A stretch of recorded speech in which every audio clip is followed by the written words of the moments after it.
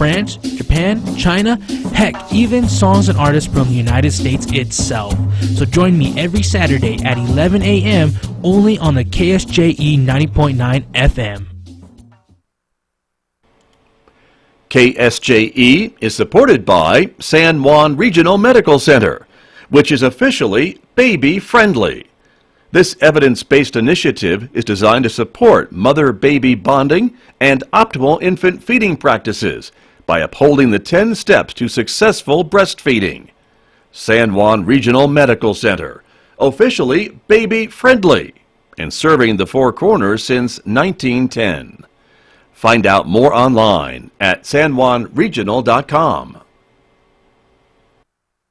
KSJE is supported by the San Juan Medical Foundation, presenting the Taco Throwdown and Bloody Mary contest, Saturday, August 10th at the Aztec Municipal Golf Course.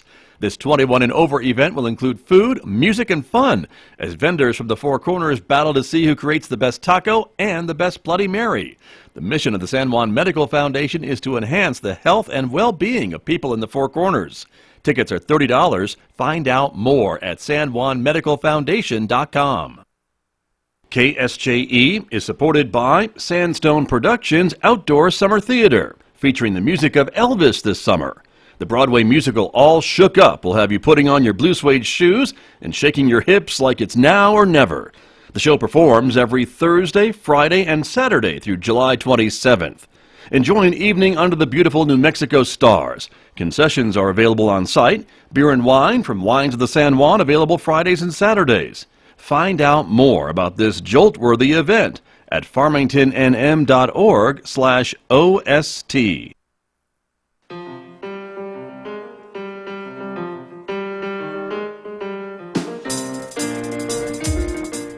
11 minutes past 8 o'clock. It's Thursday morning here at KSJE 90.9 FM in San Juan County and now 103.3 FM in the Durango area. Good morning, everyone. I'm Scott Micklin. Thank you for tuning in, and thanks to our viewers who are joining us live this morning on the KSJE Facebook page and YouTube channel. Coming up in just a moment, we are talking about the local food summit and other local food issues with my guests in just a moment here, so stay tuned for that, everyone.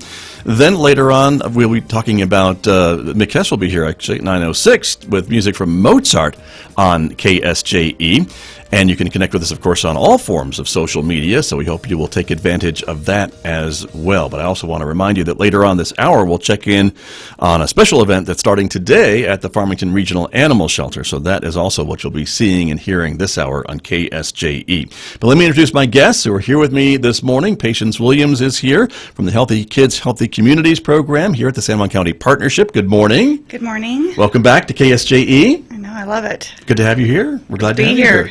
Also, Bonnie Hopkins is here from the New Mexico State University Cooperative Extension. Bonnie, good morning to you. Good morning. Thank you. Just all revved up on As long coffee as you or don't something. say UNM, we're good. No, I did not say that. You just said that, but I didn't say that at all. We love UNM. That's right. Oh, yeah, NMSU, yeah. That's right. Good to have you here. Thank you for being here. And Erin Havens is here, who is the Food Hub Manager, the Harvest Food Hub Manager in San Juan County with San Juan College. Good morning to you. Good morning. And welcome back to you, Erin. Thank you. Great to have all of you with us this morning to talk about the Food Summit. And so, Patience, I think I need to go back to you to kind of explain what that is. It's going to be here before we know it in a couple of weeks, 3 weeks, 4 weeks. It is, and I'm actually going to defer to Bonnie on Oh, this because all right. she can explain it a little bit better than me. Well, then let's defer to Bonnie. There you go. I think you're allowed to do that. So, Bonnie, the Food Summit. Yeah, the Food Summit's Right? coming up. It is. So exciting. So we are 1 year past our Local Foods, Local Places conference, which we did in June of 2018 when we won that national assistance, and they came in and we made this incredible community action plan with People these started throwing money at you, and That was later. Oh, okay. But yeah, we came All up with right. these big ideas like Right. building a food hub and getting a mobile farmers market and opening sites around the county. And we decided that it was time to have a community update and tell people all about the great things that we've accomplished. Some of the goals were set for long term, 4 or 5 years in the future, and we've accomplished so many of them in the first year that we really want to get some community input and figure out how we move this forward even more. Right, okay. And you're right, it's been quite a change in the last 12 months from where we were talking last year, and with the money, the grants, and the funding, because a lot of times we have these great ideas, and then money is the biggest hindrance as to putting them into place, but you got the money too to follow up. That has not been a limiting factor. I mean, right. Fortunately, we've had such a great team of people and such incredible collaboration. I think when the grant writers see that not only do we have agencies across the county and farmers and restaurants and schools and senior centers and the mayor and city of Farmington, we have all of these people coming to the same table to talk about these issues. We're really working collaboratively. I think that it's really appealing to the funders when they look at our ideas. So that's been exciting, and I think it's been a lot easier for us to make some progress because of the great collaboration within our community. Right, and so here we are 1 year later, and we're going to have this Local Food Summit. Local Food Summit on August 8th and 9th at the Civic Center. Okay. So the event on the 8th, we're going to have a quick community update from 3 to 5 inside the Civic Center and receive some feedback. We'll do some working sessions and listening sessions, and people can come to us and give us ideas then. The big event is in the evening of the 8th from 5 to 8 p.m. We're going to be in the plaza of the Civic Center. It is National Farmers Market Week, so we're actually going to close Arrington and Orchard, blow up the Makers Market downtown, bring lots and lots of farmers to the market. We are going to have informational booths so consumers can really understand all of the different components to the food system. There's so many working parts to this that would not work if we weren't all doing this together. So we really want people to see what the whole food system looks like. We're going to have live music and lots of door prizes, which will be local food related.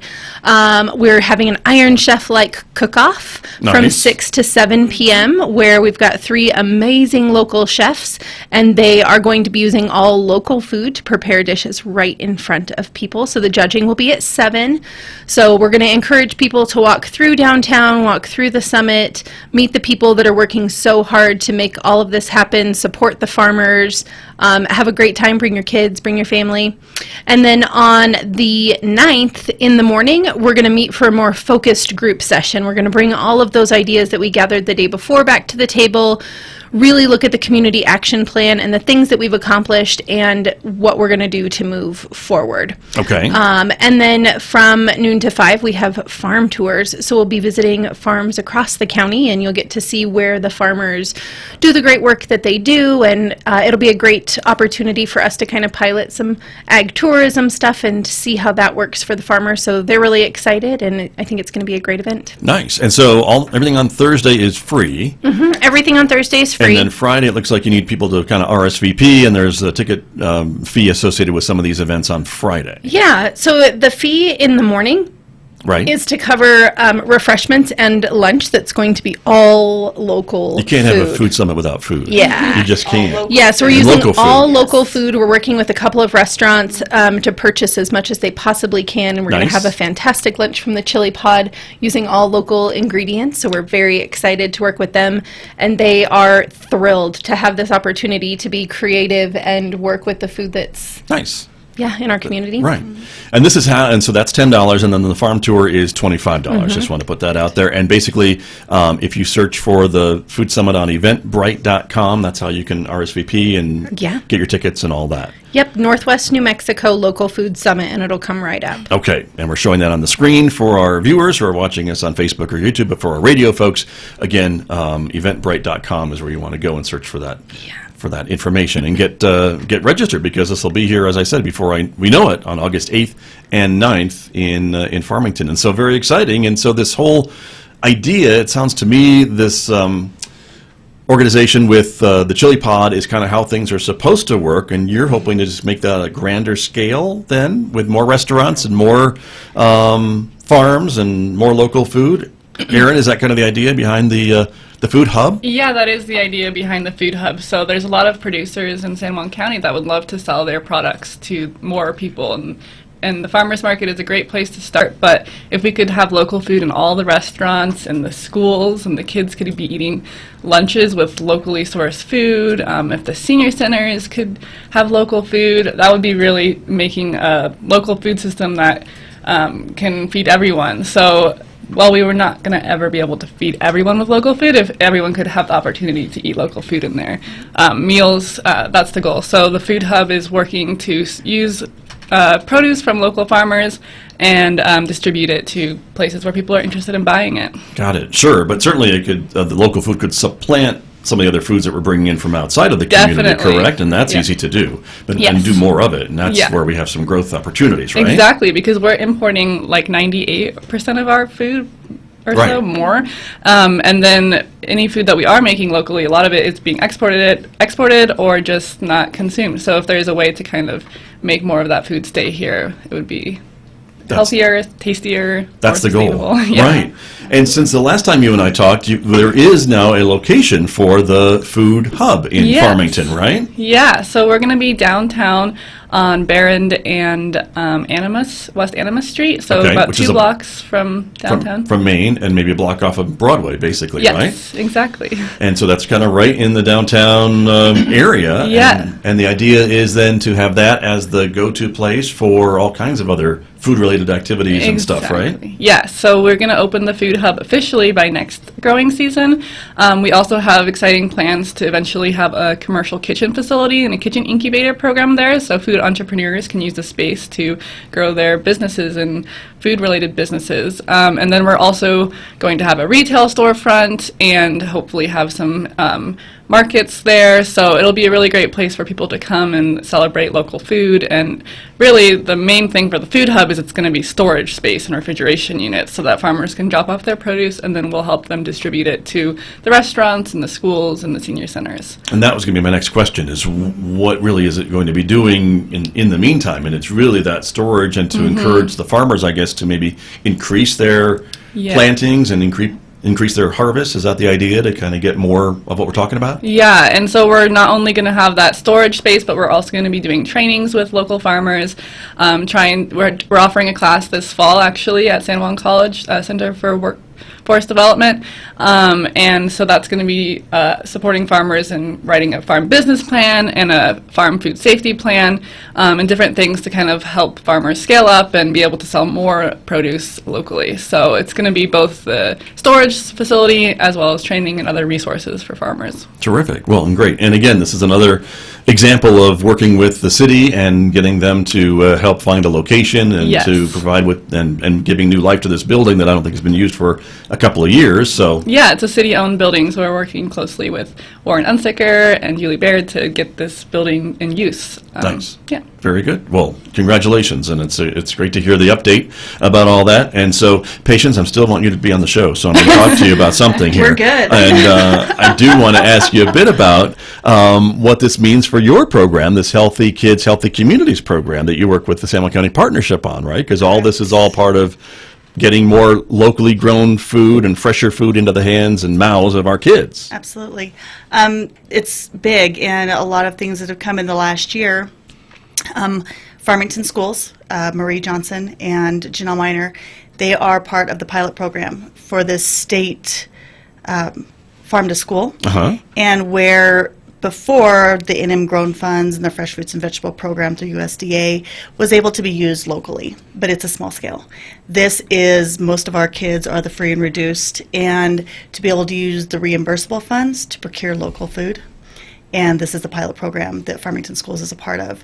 And it's huge. So they're going to be able to use most of their budget, and if they choose to, with approved vendors, to be able to procure local food to put into their classrooms, into the lunchroom, everything. So it's gotten big, and Marie Johnson is one of our champions through the Farm to School program, and this is, the legacy she wants to leave, is to make sure that all the kids in Farmington, and her model is being used in all of our other districts.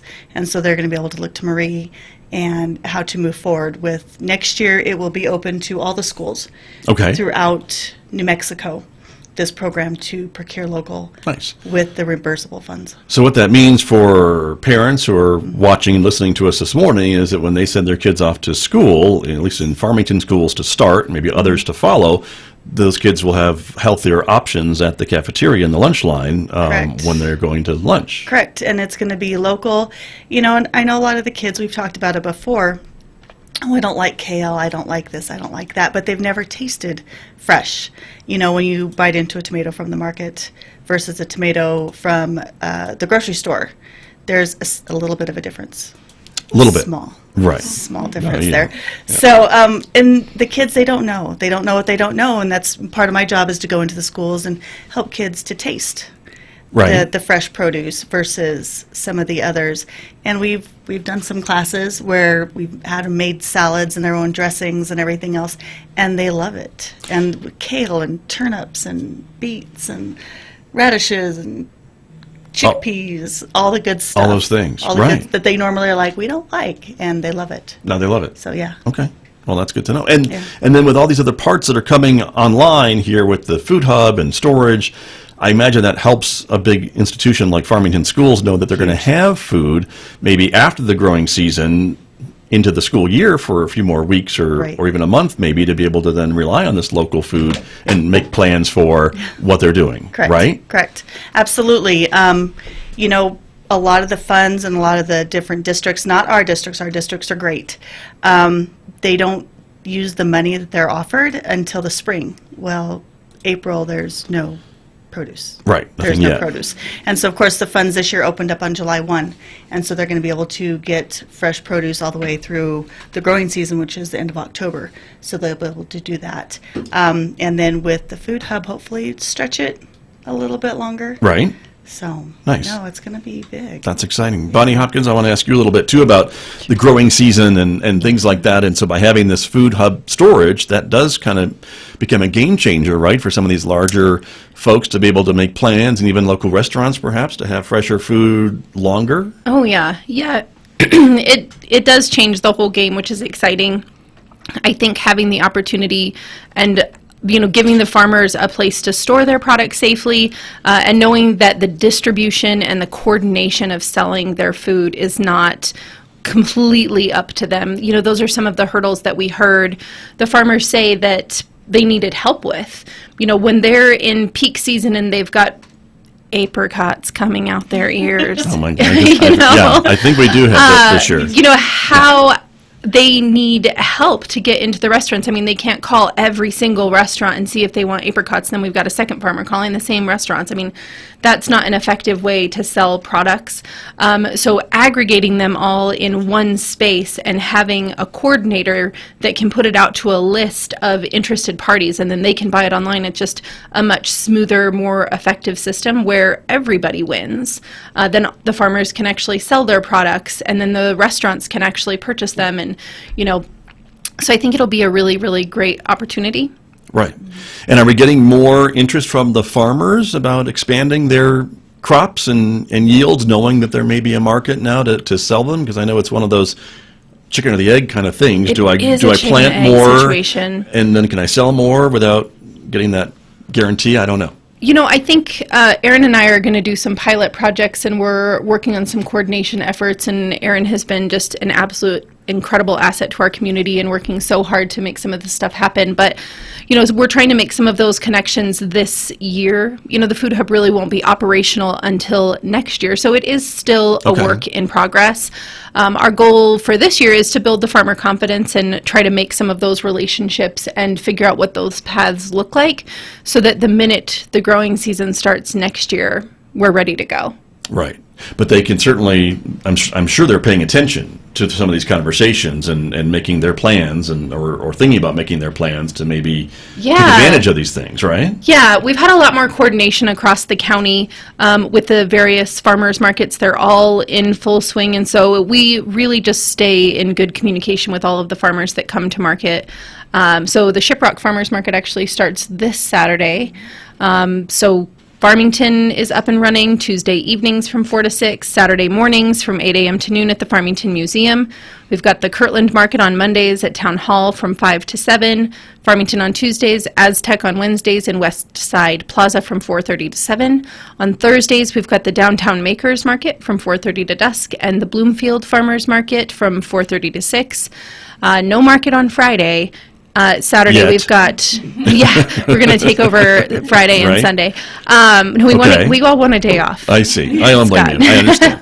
But that's but- amazing that all these local communities, and so for folks who are listening, no matter where they are, they're not too far from a growers market in San Juan County on certain days of the week. I mean, Yeah, there are places, and that's some of Erin and I's goals are to have opportunities every day of the week for people to support local agriculture, whether it's the farmers market or shopping at the grocery stores that are locally owned, or eating at restaurants, or your kids or your grandparents that are eating the food. I mean, we want those opportunities for every community member every day of the week during the growing season. very exciting. I want to ask about one more thing that we talked about before we came on the air this morning, and that is farm to senior centers. And we talked about getting locally grown food into the schools and things like that. But senior centers are also part of this conversation too. And They're a very recent part of this conversation. is it okay? And so, Bonnie, what is that? Is that working with all the senior centers then in the county to Actually, we found out about a week and a half ago that San Juan County was chosen to be part of a Farm to Senior Center pilot project that they approved at the state level. So we met with Farm to Table New Mexico and the senior centers here in San Juan County last week. And so we are working really hard. We're going to get some local food into the senior centers this year. Each of the 5 senior centers are picking a week that we're going to focus on local food within their senior center, and we're going to do everything we can to educate the people that go to the senior center, work with the cooking staff to see what it's like for them to receive local products, and it'll be a great pilot for the food hub, a great pilot for the farmers, and obviously get some food to the people that miss it the most. I mean, if anyone knows what real food tastes like, it's our seniors. Right, sure. That's true. And so that'll be exciting and a real treat for us to get to serve them and work with those senior centers and then be able to report back to the state on the amazing successes that we've had. So we're looking Wonderful. forward to that. And I already said that we're going to go ahead and put in a proposal to speak at the National Farm to Cafeteria Conference, which is being hosted in Albuquerque in April of next year. Wow. So we're definitely going to be talking about all of the great things that we did there, which is exciting. So New Mexico's never hosted, so it's a great opportunity, and it's not just farm to school, it's farm to cafeteria, so it's all senior centers, schools, Preschools, daycares. Daycares and preschools. Yeah, Interesting. early childhood development centers, everything like that. And good news on that front, we found it yesterday. We had a meeting down south and reported our legislative funds. They are now part of the permanent fund, so we no longer have to beg our legislature for money. We have $458,000 every year now Wow. for the farm to school, farm to cafeteria program. Terrific. So this is good. This is what we've been going to the legislature every year and talking to our representatives and talking to the rest of the state folks and asking for this money for our schools. And it was such a success that they realized, they're actually using the funds. And so let's just go ahead and they didn't give us just the 250. They gave us the match, which was 458. Nice. So that is really good news. Good news. Thanks for sharing that, and that's great. Well, we're just about out of time, everybody. So again, I want to remind folks about the Food Summit coming up on August 8th and 9th here at the Farmington Civic Center, and lots of opportunities to learn more about what we're talking about this morning, a little more in depth. If folks have specific questions, I imagine all of you will be there and others as well to ask these questions about. And if folks are thinking about maybe expanding their farm or getting into farming or thinking about farming or other farm-related projects or restaurants or whatever, this is the ground floor of getting into these opportunities that I think are happening. I mean, we can hear it from just a year ago of how things are moving forward so quickly. So it's an exciting time. And again, events on Thursday are free with the community updates and the local food fair. And then on Friday, again, you can RSVP at eventbrite.com, everyone. The conference from 8 to noon, $10, and then the farm tour in the afternoon, which is going throughout the county, touring the different farms for $25. Yes. That's coming. Yeah. Okay. Very exciting. Thank you all for coming in this morning. Thank Thank you. You're very welcome. My guests here talking about the Local Food Summit coming up next month here on KSJE. And I'll be back with more in just a moment.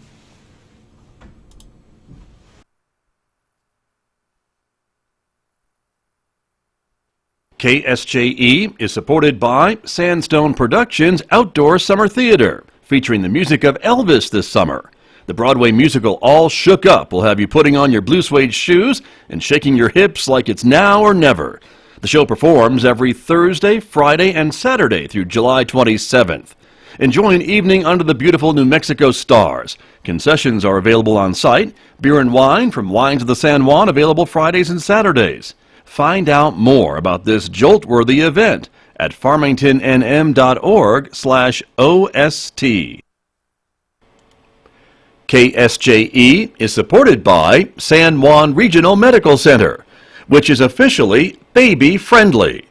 This evidence-based initiative is designed to support mother-baby bonding and optimal infant feeding practices by upholding the 10 steps to successful breastfeeding. San Juan Regional Medical Center, officially baby-friendly, and serving the Four Corners since 1910. Find out more online. This is Brian Kelso-Crow inviting you to join me for Celtic Connections. Listen to Celtic Connections every Saturday afternoon at 1 on KSJE 90.9 FM, Farmington.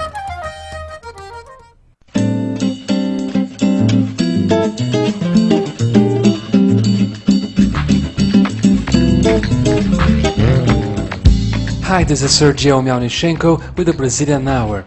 I would like to invite you to join me every week with the best and most exciting music of Brazil. Every week, right here. Tune in the Brazilian Hour every Saturday night at 11 on KSJE Farmington.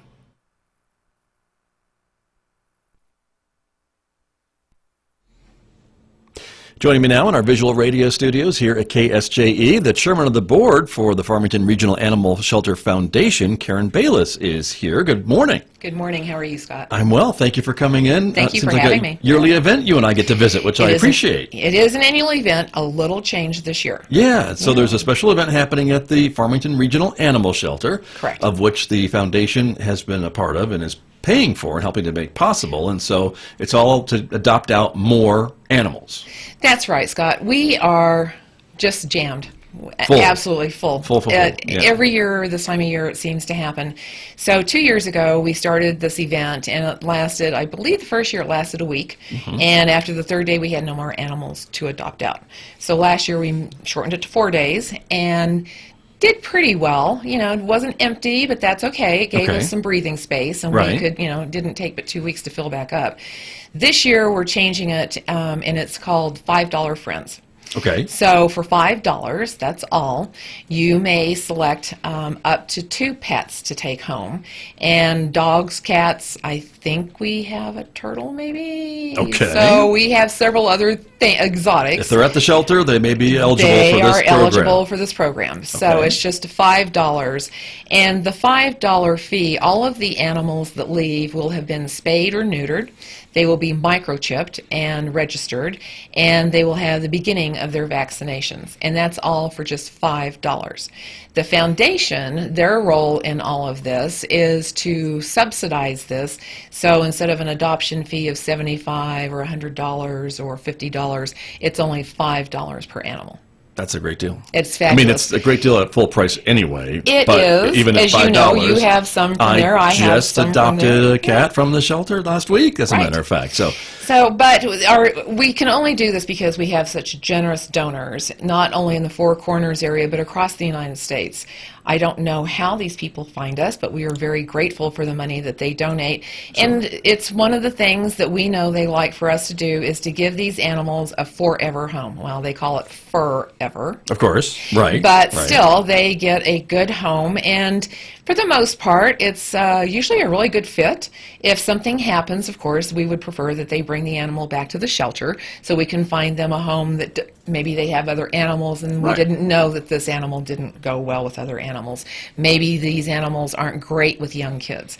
We don't know all of those things when they're brought in necessarily, or especially if animal control picks them up, we know nothing. Right. So it's a best guess, but we will have lots of people down there working and take especially the dogs to the social areas so that they can see how they get along with those people. Right. The cats can be petted in their kennels, and we have 2 large social rooms for the cats also, where they can go in and see how these cats interact with them. Okay. So it's not just looking through a piece of glass and seeing if they want to adopt an animal. It's actually hands-on. You want folks to do that to get a feel of that animal Well, and, we will their have personality, right? Yes, we will have a ton of volunteers in with all the kennels that know the animals pretty well, and will help the people coming in to adopt, help them handle the animals so the animals don't get scared. Okay. We don't want the dogs all going crazy barking. We don't want the cats hiding behind their litter box. So we need to keep everything kind of calm. Right. But if you are interested in doing this, the event starts Thursday at 11:30. This coming Thursday, the 25th. And we're airing this today on Thursday, so it'll be Yes. later on So today. today, in yes, a couple thank you. hours, right? A couple hours from now, everybody. Starts at 11:30. 11:30, and the shelter is open until 5:30. The last people need to be processed by about 5 o'clock,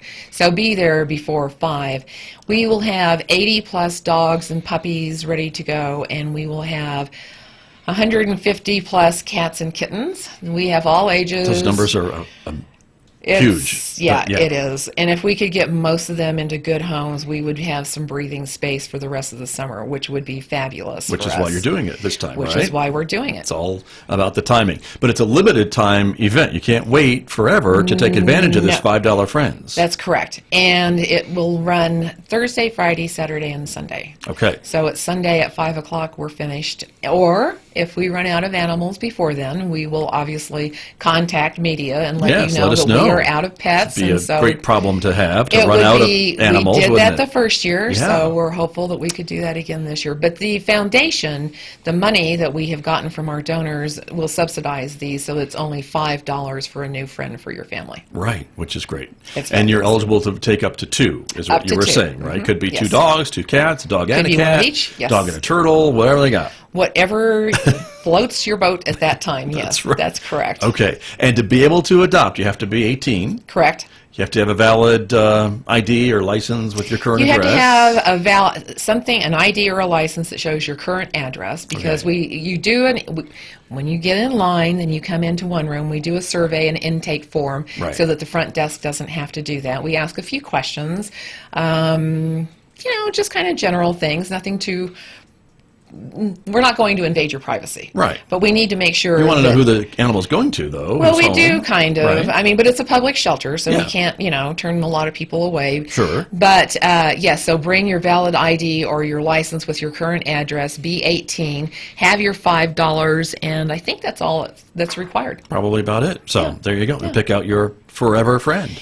And don't rush. That's the one thing that we try to tell people. Take your time, look at all the animals, narrow it down maybe by looks or demeanor to a couple, and then get with the staff and the volunteers that are going to be there and ask them to help see these animals. We won't let anybody open a cage without a volunteer or staff member there. Sure. Because we don't, the cats are fast in particular. they are. And they're down underneath those kennels, and Yes, they it takes are. hours to get them back out. So, and Right. they'll be scared because they're not Sure. used to that many people. Right. So just take your time, make it, once you get in, you have all the time in the world, and just, make a good selection There for you go. your family. Well, I know if you want to check on the website before heading down, a lot of the pets are on Pet Tango. They are. And you can check and see, and if one of them Absolutely. looks exotic or looks like what would fit Like into the your one you family, want, yes. right? Then you Yeah. could go and ask for that particular one and You narrow could. the selection down that Exactly. way too. But Exactly. But that's great, and kudos to the Farmington Regional Animal